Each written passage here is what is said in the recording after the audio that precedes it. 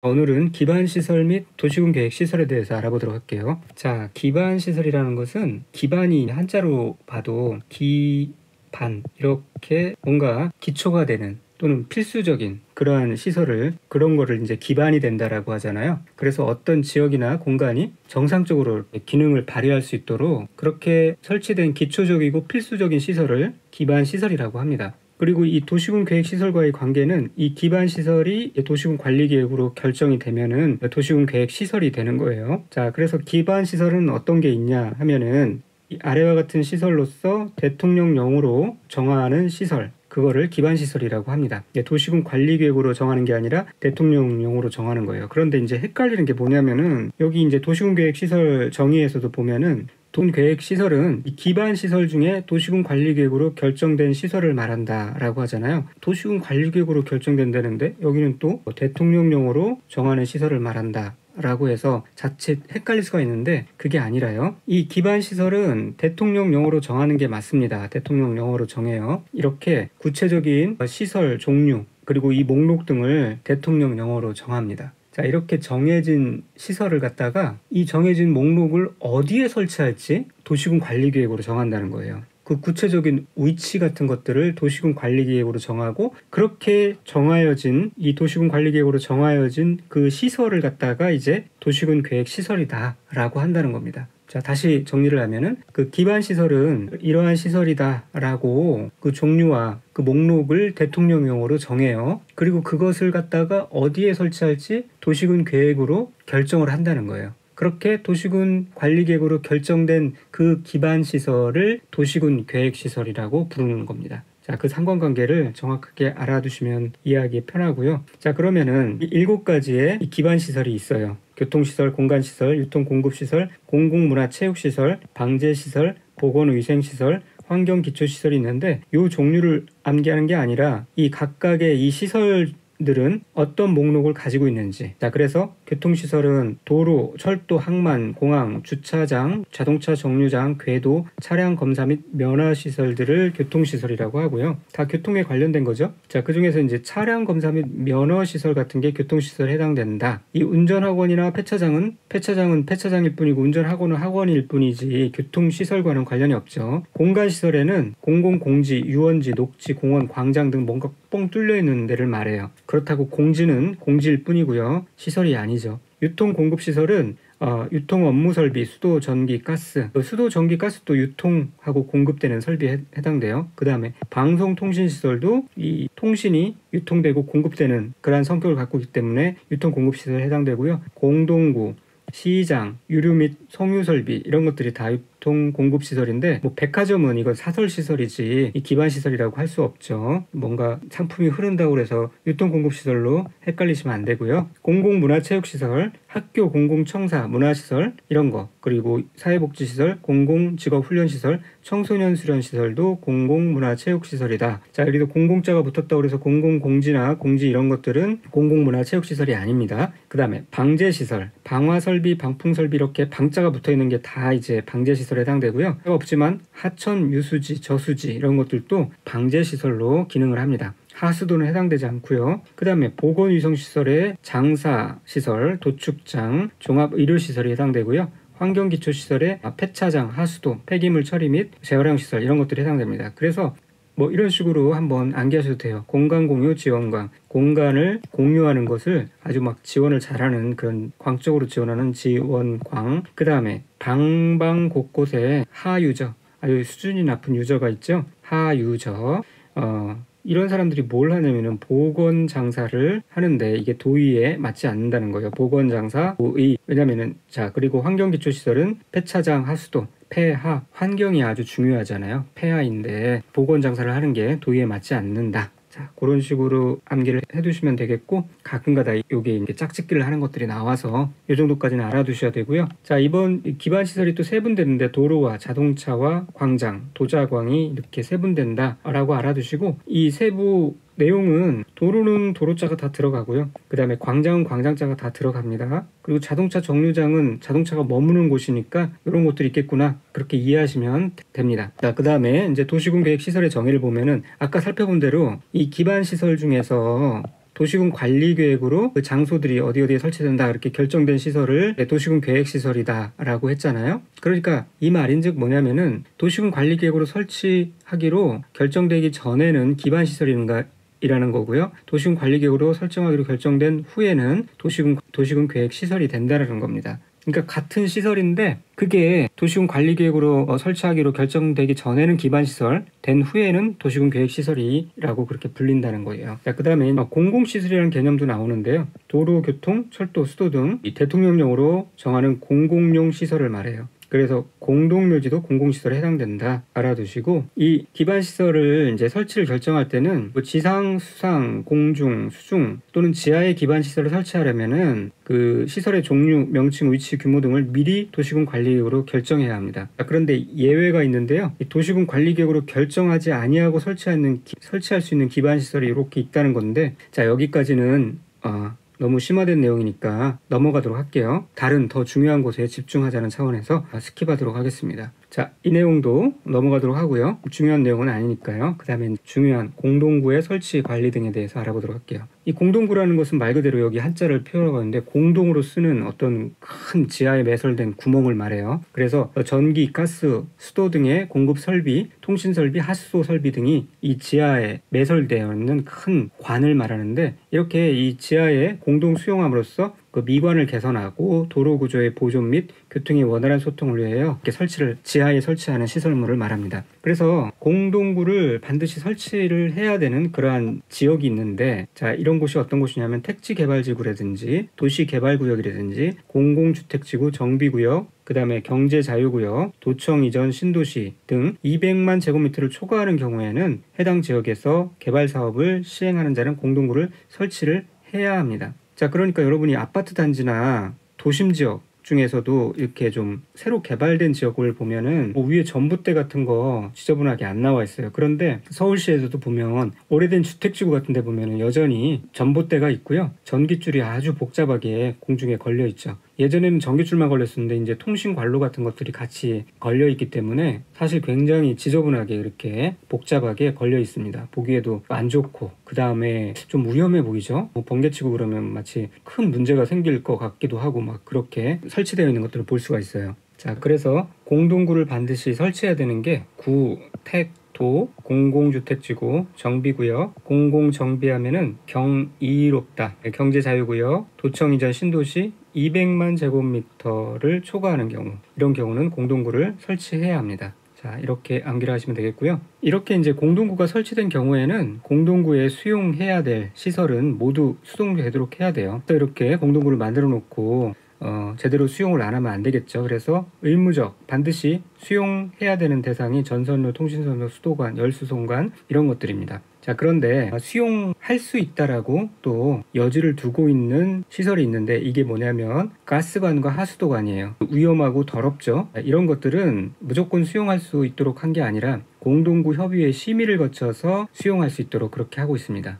그래서 공동구에 있는 님은 가하, 자, 심의 거쳐서 들어와, 그렇게 되는 거고요. 자, 수용 절차는 건너뛰고, 그러면은 공동구의 설치 비용은 어떻게 할 것인가? 자, 설치 비용이 따로 이제 생각해 봐야 되고요. 그 다음에 설치한 후에 관리 비용도 있어요. 이제 두 가지 경우가 있는데 잘 이해하시면은 암기하지 않고도 알 수가 있어요. 자, 설치 비용은요, 이제 앞으로 공동구를 점유하기로 예정되어 있는 점용 예정자가 있고요. 이 공동구를 설치하는 사업 시행자가 있어요. 이 두 사람이 공동구의 점용 예정 면적 비율에 따라서 그 비용을 부담합니다. 이때 공동구를 설치하려면은 그 보상 비용도 들어가겠죠. 그 보상 비용도, 토지주에 대한 보상 비용도 공동구의 설치 비용에 포함됩니다. 자, 그러면 이렇게 이제 설치 비용을 어떻게 납부하게 되느냐? 이 사업 시행자는요, 점용 예정자에게 이 산정된 부담금의 납부를 통지를 먼저 하고요. 이렇게 납부 통지를 받은 공동구 점용 예정자는 공동구 설치 공사가 시작되기 전에 3분의 1 이상을 납부를 해야 됩니다. 이제 그 돈을 받아야 또 설치 비용에 충당하고 하니까. 그 다음에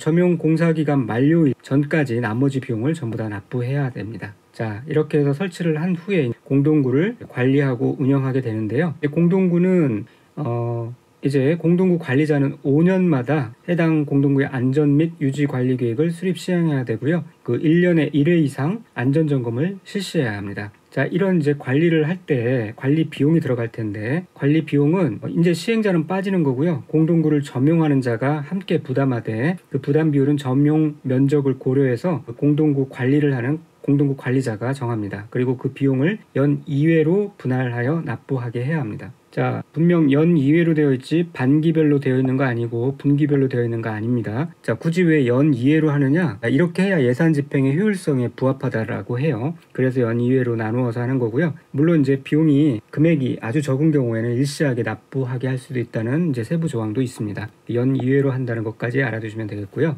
그 다음에 이제 광역시설이라는 개념도 나오는데, 이 기반시설 중에 광역적인 정비체계가 필요한 시설을 말해요. 그래서 이 광역시설의 설치 관리는 도시군 계획시설의 설치 관리 규정에 따르고요. 이 광역시설인데 뭐 공동구 설치 관한 규정 따른다 그러면 틀린 말입니다. 자, 이 광역시설이라는 것은 뭐냐면 뭐 고속도로 그런 거 말하고요. 광역철도, 뭐 공항, 항만, 광역자치단체 청사 그런 거 말해요.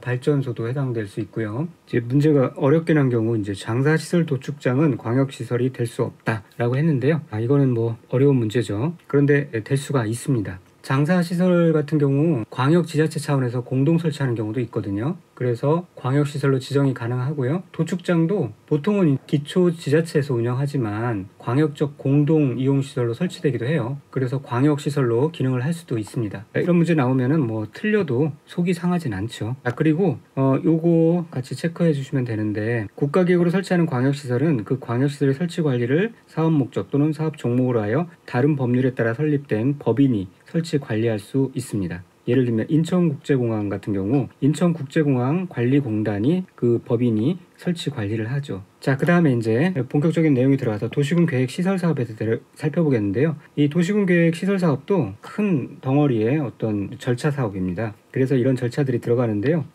기반 시설을 도시군 관리 계획으로 결정하면은 도시군 계획 시설이 되는 거죠. 그렇게 도시군 계획 시설이 결정되고 이것이 이제 고시됩니다. 그리고 3개월 이내에 단계별 집행 계획이 수립되고요. 그 다음에 사업 시행자 결정되고 실시 계획이 작성된 후 인가 신청, 그리고 실시 계획을 고시하고 이제 사업이 본격적으로 시작됩니다. 자, 이런 단계를 거치는데 여기서 중요 핵심 부분이 가운데 부분이에요. 자, 이 부분은 좀 암기를 하고 계셔야 이제 헷갈리지 않거든요. 그래서 이렇게 암기하시면 되겠습니다. 도시군 계획시설 사업의 절차를 밟으려면은 자, 3개월 고시를 한 후에 3개월 이내에 집행계획을 수립합니다. 그래서 3개월 고집 부리고 그 다음에 이제 사업 시행자를 결정하고요. 실시계획을 작성하는데 이것을 행시를 인가 신청, 실시계획 고시 해가지고 인고해야 한다. 그렇게 순서를 잡아봤고요. 그렇게 암기하고 계시면은 내용을 이해하는데 수월할 겁니다. 자, 도시군 계획 시설 사업의 절차를 밟으려면은 3개월 고집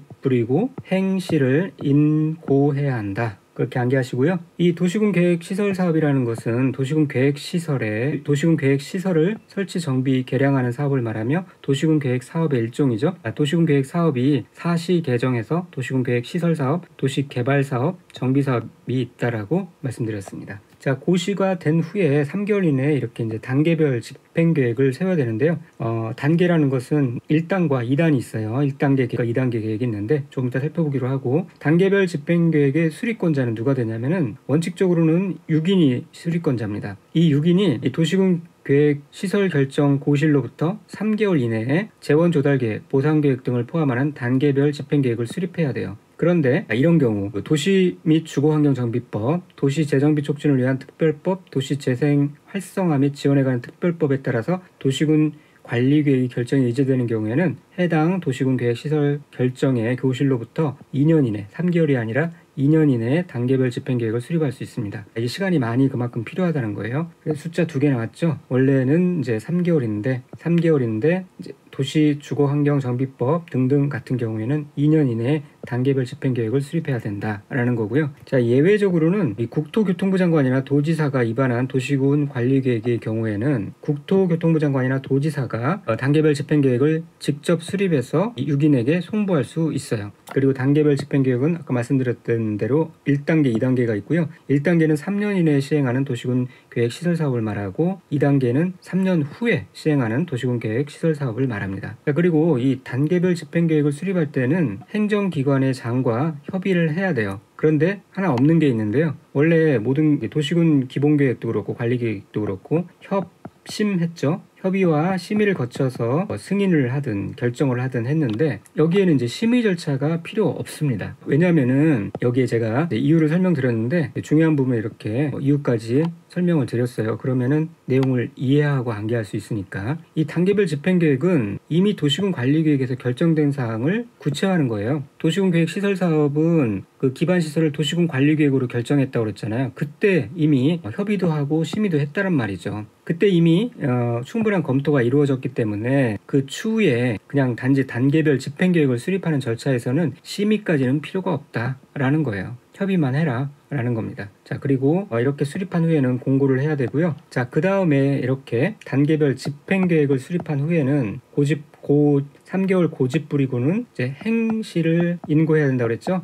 바로 이 시행자를 지정하는 단계로 들어갑니다. 자, 먼저 원칙으로서 자, 그런데 이 시행자는 도시군 계획 시설 사업이기 때문에 원칙적으로는 행정청이 시행자가 돼요. 이 공공성이 강한 사업이기 때문에요. 그런데 예외적으로 비행정청인 시행자도 할 수 있도록, 왜냐하면 행정청이 다 하기에 벅차기 때문에 실력 있는 비행정청 시행자도 같이 참여할 수 있도록 그렇게 합니다. 그래서 두 가지 경우의 수가 있다라는 거를 먼저 염두에 두고 내용을 살펴보도록 하겠습니다. 자, 먼저 원칙으로서 행정청인 시행자에 대해서 살펴보면요. 특별시장, 광역시장, 특별자치시장, 특별자치도지사, 시장 또는 군수, 이 6인이 보통 관할구역의 도시군 계획 시설 사업을 시행합니다. 그런데 이런 경우도 있겠죠. 둘 이상의 이런 6곳의 관할구역에 걸쳐서 시행되는 경우, 이런 경우도 빈번하겠죠. 서울시와 경기도가 겹친다든지 그런 경우인데요. 원칙적으로는 그냥 협의해서 시행자를 정하면 돼요. 그런데 만약에 협의가 성립되지 아니하는 경우에는 만약에 같은 도에 속하는 그 도 내의 시나 군이 이렇게 걸쳐되는 경우에는 그 상위권자인 도지사가 시행자를 지정하겠고요. 다른 한 가지는 이제 시도의 관할구역에 걸쳐 있는 경우, 이런 경우는 도지사가 할 수가 없죠. 시도니까요. 그런 경우는 이제 국토교통부 장관이 시행자를 지정합니다. 자, 이 경우도 걸국, 속도, 걸치는 경우 국토교통부 장관, 속하는 경우 도지사, 이 공식이 적용되죠. 자, 그렇게 알아두시고, 또 국토교통부 장관이 지정하는 경우가 있어요. 국가계획과 관련되거나 그 밖에 특히 필요하다고 인정되는 경우 의견을 들은 다음에 직접 도시군 계획 시설 사업을 시행할 수가 있습니다. 국토교통부 장관이 직접 시행할 수 있다. 네, 그것도 좀 어색하게 들릴 수 있지만 그럴 수 있다. 또 도지사는 광역도시계획과 관련된 경우에는 직접 도시군 계획 시설 사업을 시행할 수 있습니다. 두 가지까지 알아두시고요. 이제 이 모든 걸 도시군 계획 시설 사업이라는 이 복잡다단한 그리고 비교적 규모가 큰 그런 사업을 행정청만 할 수 있는 게 아니라 비행정청인 시행자, 실력 있는 시행자, 민간 시행자들이 많이 있죠. 이런 사람들도 할 수 있도록 문을 열어주고 있어요. 이렇게 행정청이 아닌 시행자, 이런 사람을 비행정청, 민간 시행자 또는 국토교통부 장관, 시도지사, 시장, 군수, 외의자 이렇게 표현하기도 합니다. 이런 행정청이 아닌 자는 이제 위에 살펴본 이런 행정청, 국토교통부 장관, 시도지사, 시장 또는 군수로부터 시행자로 지정을 받아서 도시군 계획 시설 사업을 시행할 수 있습니다.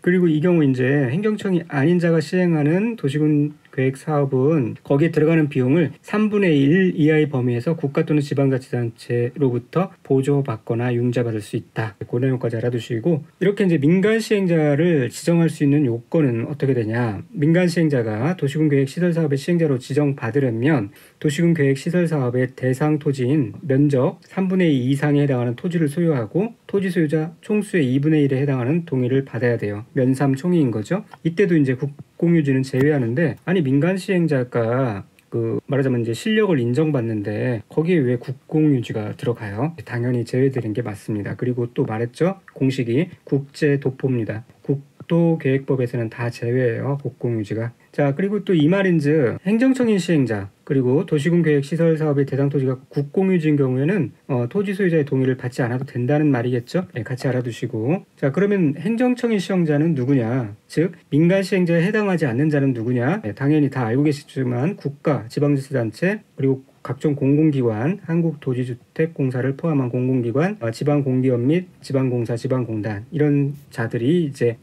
행정청인 시행자입니다. 즉 민간 시행자에 해당하지 않는 자입니다. 자, 이렇게 시행자까지 지정하면은 이제 시행자까지 지정하면은 그 다음에는 이제 실시 계획을 해야 되죠. 행실, 시행자 지정, 그 다음에 실행 계획, 실시 계획을 작성하는 겁니다. 이 실시 계획을 작성할 때 이런 내용을 포함해야 되는데요.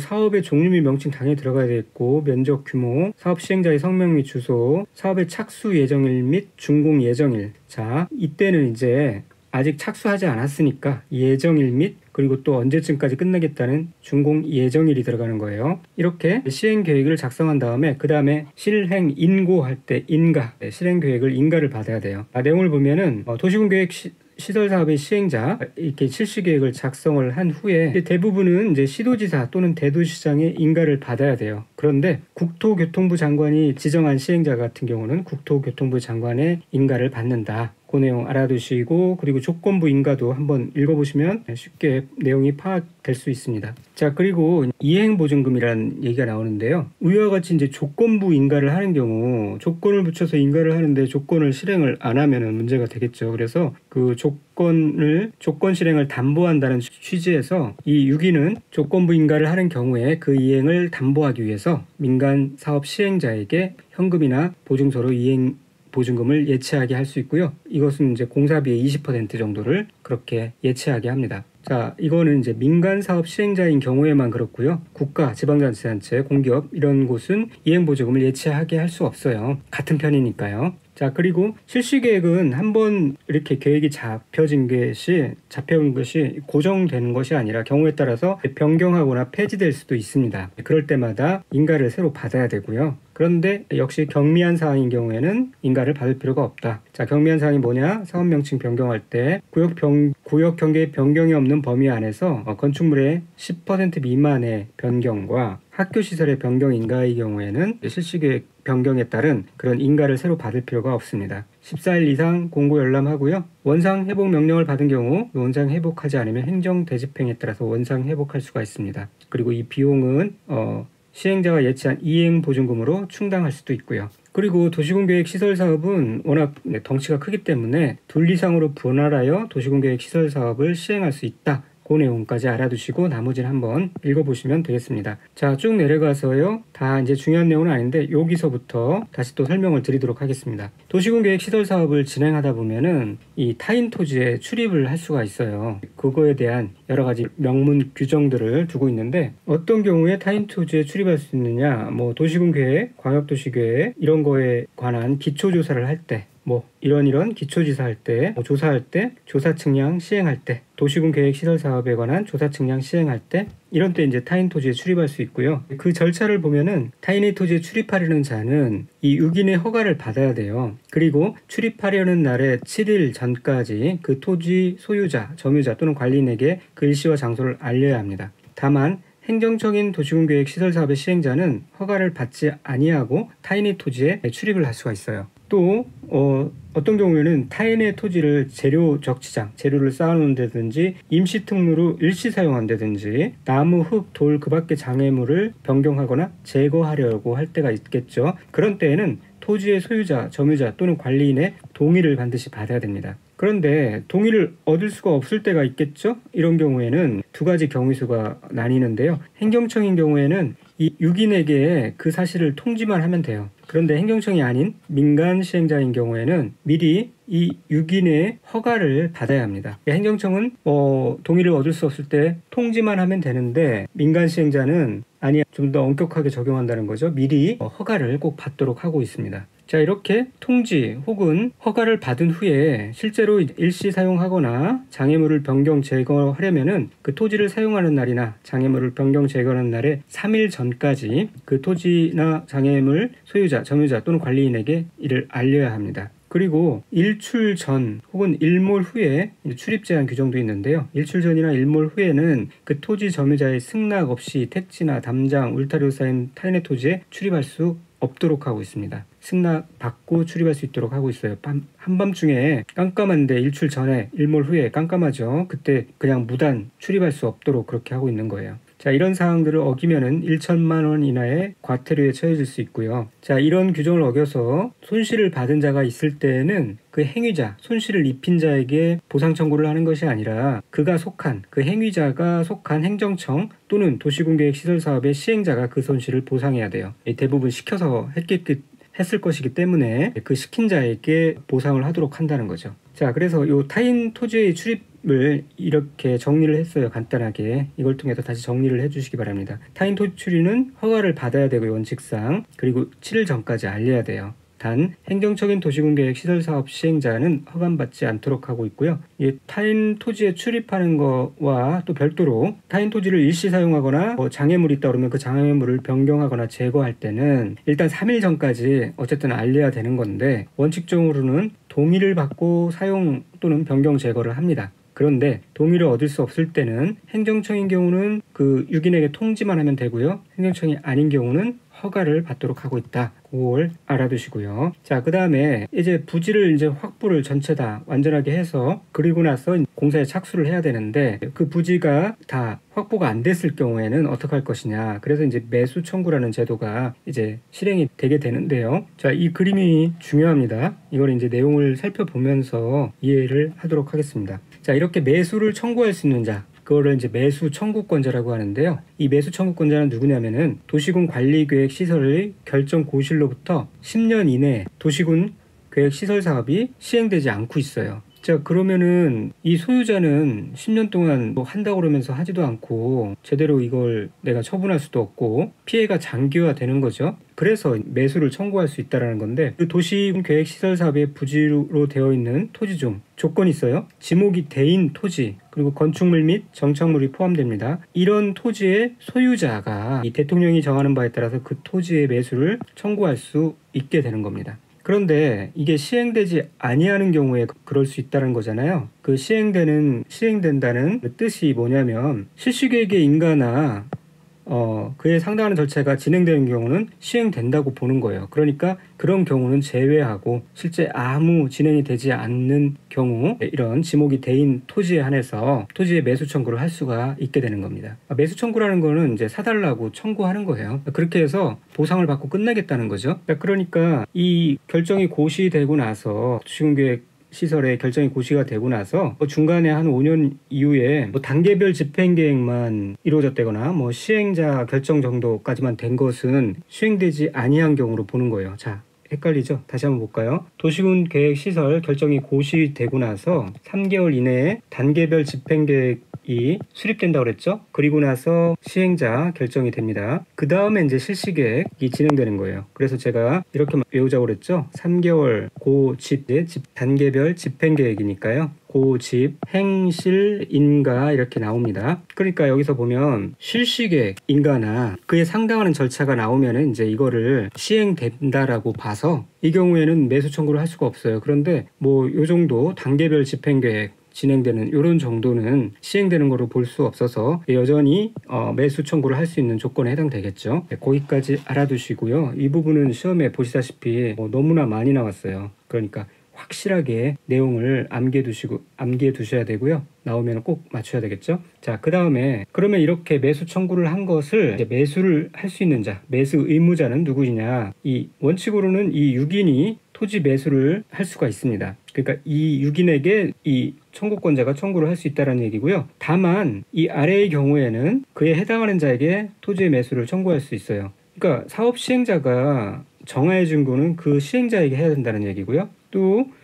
설치하거나 관리해야 할 의무가 있는 자가 있으면 그 의무가 있는 자가 매수를 해야 된다는 얘기입니다. 그리고 또 이제 시험에 자주 나온 거 매수 기간. 매수 의무자는 이 위에 살펴본 매수 의무자는 매수 청구를 이 토지주로부터 받은 날로부터 6개월 이내에 매수 여부를 결정해야 돼요. 그리고 그렇게 6개월 이내에 매수하기로 결정된 토지는 매수 결정을 아닌 날부터 2년 이내에 실제로 매수를 해야 합니다. 마냥 놓고 있을 수 없다는 거죠. 그래서 이 6개월과 2년이라는 숫자를 암기하셔야 되고요. 이렇게 딱 기한을 정해가지고 빨리빨리 진행될 수 있도록 무한정 늦춰질 수 없도록 하고 있는 겁니다. 그래서 이거를 6개월 이내에 매수 여부 결정하지 않으면은 2년 소리 듣는다.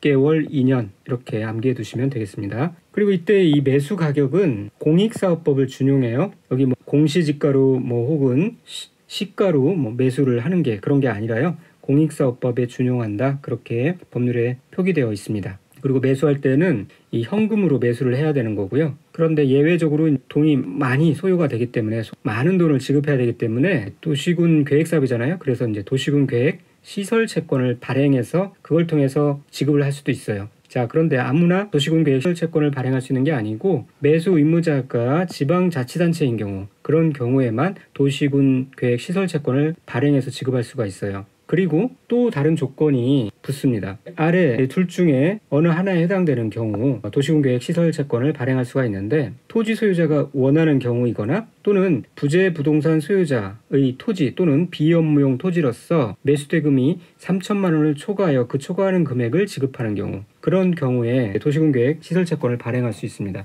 자, 이 부분도 아주 시험에 빈출되었던 부분이죠. 그래서 다시 한번 잘 정리를 해보겠습니다. 자, 일단은 매수임무자가 지방자치단체인 경우 발행할 수 있고요. 지방자치단체인이라는 전제하에 그 다음에 둘 중에 하나입니다. 토지 소유자가 원하는 경우 할 수 있고요. 두 번째로는 토지 소유자가 원치 않더라도 이 부재 부동산, 그러니까 주인이 그쪽에 해당 지역에 없는 그런 부동산을 부재 부동산이라고 해요. 그 부재 부동산 소유자의 토지 혹은 비업무용 토지 이런 걸로써 이 매수대금이 3천만 원을 초과할 때 그 초과되는 금액을 지급할 때 그때 도시군계획 시설채권을 발행한다는 겁니다. 그러니까 이 파란 글씨로 다시 설명을 해놨는데요. 이 2번에 해당되는 경우는 토지 소유자의 의사에 관계없이 채권을 발행할 수 있는 조건인 거예요. 자, 그래서 만약에 이런 경우 이제 매수대금이 1억이다. 그러면은 1만 원까지는 현금으로 지급하고요. 원칙이 현금 지급이잖아요. 나머지 7천만 원에 대해서 채권을 발행해서 지급할 수 있다라는 겁니다.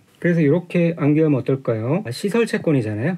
시설에 지방자치사니까 지원 하려면 부, 비, 3. 시설 지원하려면 부비, 무슨 내용인지 모르겠네요. 부비세요? 예. 부빈다고 시설에 지원할 수 있는지는 모르겠지만 시설 지원하려면 부비 3. 그렇게 암기를 하시면 되겠고요. 자, 이런 채권이 이제 공법 시험 범위 내에서 여기 이제 국토계획법에서 도시군계획 시설 채권이 나오고요. 그 다음에 도시개발법, 다음에 뵐 도시개발법에서 토지상환 채권이 나옵니다. 그리고 도시개발법의 후반부에 도시개발 채권이 나오죠. 그리고 주택법에서는 이 주택상환 사채가 나옵니다. 자, 이렇게 각 법률별로 이렇게 채권 종류가 4개가 나온다는 것. 그거를 이제 시험에 다가가서는 이게 왁구가 잡혀야 됩니다. 지금은 머릿속에 들어와 있지 않더라도 자꾸 반복해서 보시면은 그런 감이 머리에 들어오게 되고요. 또 관련된 많은 중요한 문제들도 구분이 되고 맞출 수가 있게 되겠죠. 그리고 이제 이 상환 기관 이나 이율도 명문에 정하고 있습니다.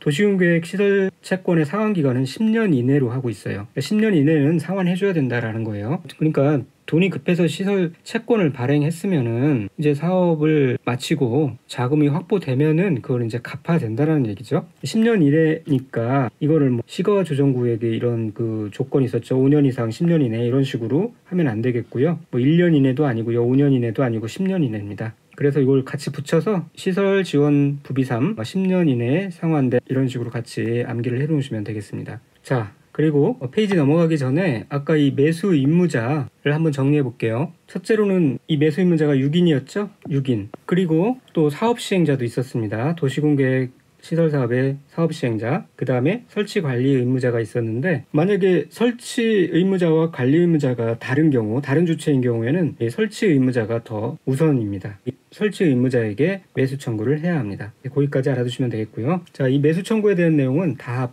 빠짐없이 너무 중요한 부분들이라서 제가 자세히 하고 있습니다. 만약에 이 매수 의무자가 그런데 뭐 여러 조건상, 가격상 뭐 안 맞아서 매수를 거부를 한다거나 또는 매수를 지연할 때 그러면 과연 어떻게 할 것인가. 자, 매수 거부는 딱 이렇게 매수를 거부해버리는 거고 지연은 아까 살펴봤지만 2년 이내에 매수 여부가 결정되면 2년 이내에 매수를 해야 돼요. 그런데 그거를 지연하고 있는 거죠. 자, 그래서 여기에 그 내용이 나와 있어요. 매수 청구를 한 토지 소유자는 매수 임무자가 아예 그냥 매수를 거부를 해버린 경우에요.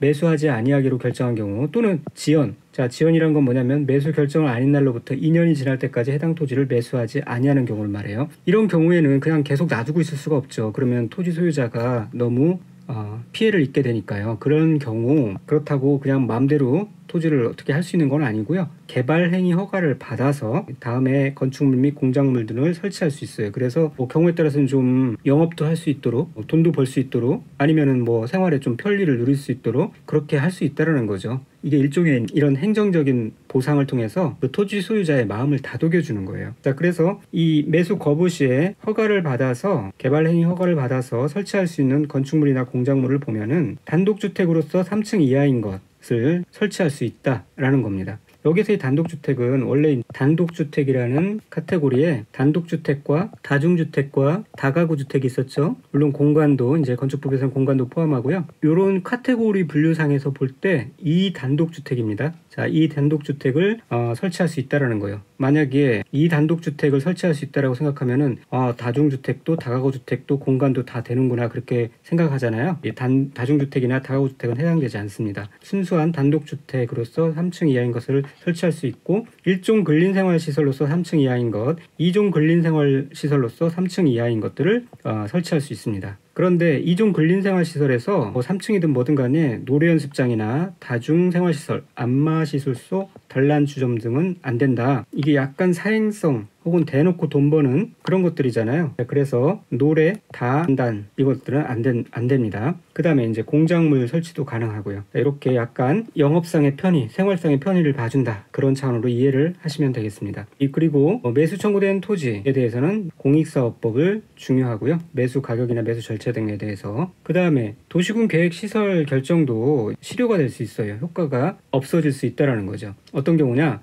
결정이 고시된 도시군 계획 시설에 대해서 그 고실로부터 20년이 지날 때까지 그 시설의 설치에 관한 도시군 계획 시설 사업이 시행되지 아니하는 경우, 그 20년이 되는 날의 다음 날 효과를 잃습니다. 자, 대부분의 실효는 이제 뭐뭐가 하는 날의 다음 날입니다. 20년이 되는 날 하면 틀린 거예요. 그런데 이제 특이하게 뭘 하는 날, 바로 그날부터 인 경우가 있었죠? 기억나시나요? 도고날, 지형도면을 고시한 날, 이 효력이 생기는 거는 이날 효력이 발생하는 시기가 돼요. 이게 뭐냐면 도시군 관리계획 결정고시의 효력 발생 시기예요. 그래서 도시군 관리계획 결정의 효력은 지형도면을 고시한 날로부터다. 그것도 시험에 굉장히 많이 나왔다고 그랬죠? 이것도 시험에 굉장히 많이 나왔어요. 자, 이게 20페이지에 나와 있습니다. 잠깐 보고 나올까요? 도시군 관리계획의 결정의 효력. 도시군 관리계획 결정 효력은 지형도면을 고시한 날로부터 효력이 발생합니다. 효력 발생은 그날부터 하고요.